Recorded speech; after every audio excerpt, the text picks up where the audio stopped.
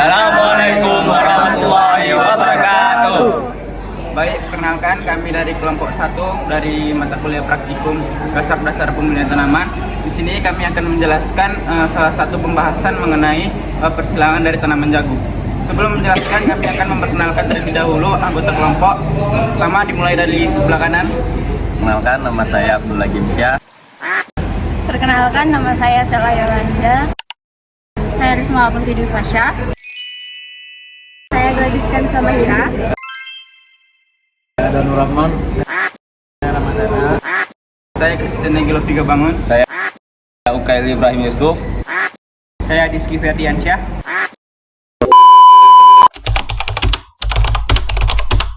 Berasal dari daerah Meksiko dan Amerika Tengah yang telah dibudidayakan oleh suku-suku asli seperti suku Maya dan Aztec sejak lebih dari 7.000 tahun yang lalu.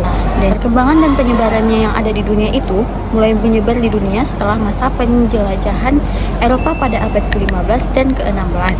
Bangsa Spanyol membawa jagung ke Eropa, kemudian menyebarkan ke Asia. Untuk penyebaran dan perkembangan jagung di Indonesia, dia diperkirakan masuk di Indonesia itu sekitar pada abad ke-16, yang dimana dia melalui jalur perdagangan internasional, kemungkinan besar melalui pelabuhan di Maluku atau di pelabuhan di Jawa.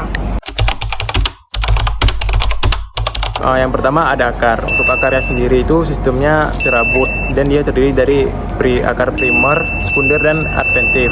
Kedua ada batang. Untuk batangnya itu tegak, silindris, tidak bercabang dan terdiri atas ruas-ruas. Dan ketiga ada daun. Untuk daunnya sendiri itu berbentuk pita panjang dengan susunan berselang-seling. Ada bunga jantan. Bunga jantan itu terletak di ujung batang utama dan dia merupakan malai bercabang-cabang yang terdiri atas spikelet jantan. Yang kedua ada bunga betina. Bunga betinanya sendiri terletak di ketiak daun pada bagian batang tengah. Tanaman jagung tumbuh optimal di daerah beriklim hangat dengan suhu antara 21 sampai 34 derajat Celcius. Jagung membutuhkan sinar matahari penuh minimal 6 sampai 8 jam per hari untuk proses fotosintesis. Curah hujan yang ideal berkisar antara 100 sampai 150 mm per bulan dengan drainase tanah yang baik agar tidak tergenang. Jenis tanah yang cocok adalah lempung berpasir yang gembur dan subur dengan pH antara 5,5 sampai 7. Siklus hidup jagung dimulai dari benih, tumbuh, berbunga, membentuk tongkol hingga siap panen sekitar 100 hari setelah tanam. Pertama itu pada jagung manis, memiliki ciri khas yang mengandung kadar gula yang tinggi, terutama pada saat panen muda. Yang kedua rasanya manis dan renyah. Yang ketiga itu warna bijinya bervariasi, mulai dari kuning muda, putih hingga kombinasi keduanya. Varietas tanaman jagung manis ini contohnya Bonanza. Yang kedua itu ada jagung hibrida. Memiliki ciri khusus merupakan hasil persilangan dua varietas jagung unggul untuk menghasilkan turunan dengan keunggulan tertentu. Memiliki rasa tidak manis, contoh varietasnya yaitu BC2 atau Pioneer. Yang ketiga itu ada jagung pulut. Memiliki ciri khas tekstur lengket seperti ketan karena kandungan amilopektinnya yang tinggi. Memiliki rasa yang tidak terlalu manis tapi bertekstur kenyal dan legit. Warna bijinya itu bisa putih, ungu, bahkan hitam tergantung varietasnya. Contoh dari varietas jagung pulut ini yaitu pulut hitam dan pulut ungu. Persilangan tanaman adalah proses menggabungkan dua varietas tanaman yang berbeda dengan tujuan mendapatkan keturunan atau tanaman baru yang memiliki sifat unggul dari kedua induknya. Tujuan persilangan tanaman jagung yang pertama meningkatkan ketahanan terhadap hama, yang kedua meningkatkan hasil produksi, yang ketiga memperbaiki kualitas rasa, dan yang keempat menghasilkan sifat-sifat unggul lainnya seperti karakteristik khusus dari salah satu tetuanya.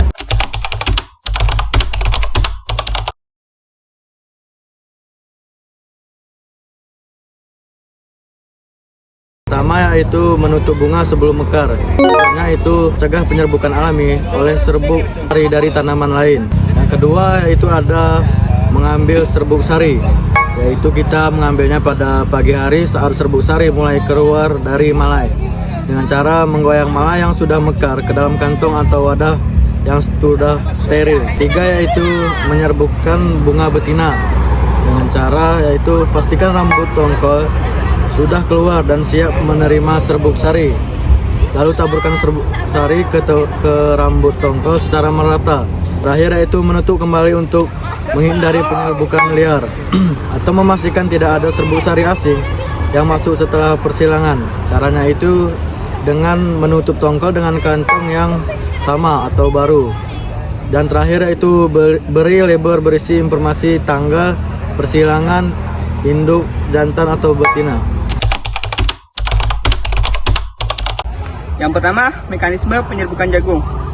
Jagung ini merupakan tanaman monokotil dan berumah satu, artinya bunga jantan dan betina pada satu tanaman terpisah. Bunga jantan terletak di bagian atas tanaman membentuk malai, sedangkan bunga betina berada di tengah tanaman yang bagian nantinya akan menjadi tongkol.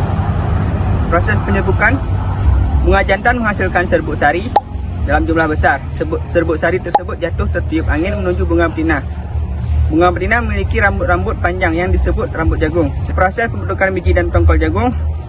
Setelah pembahan, bakal biji berkembang menjadi biji jagung. Ovarium bunga betina membesar membentuk tongkol.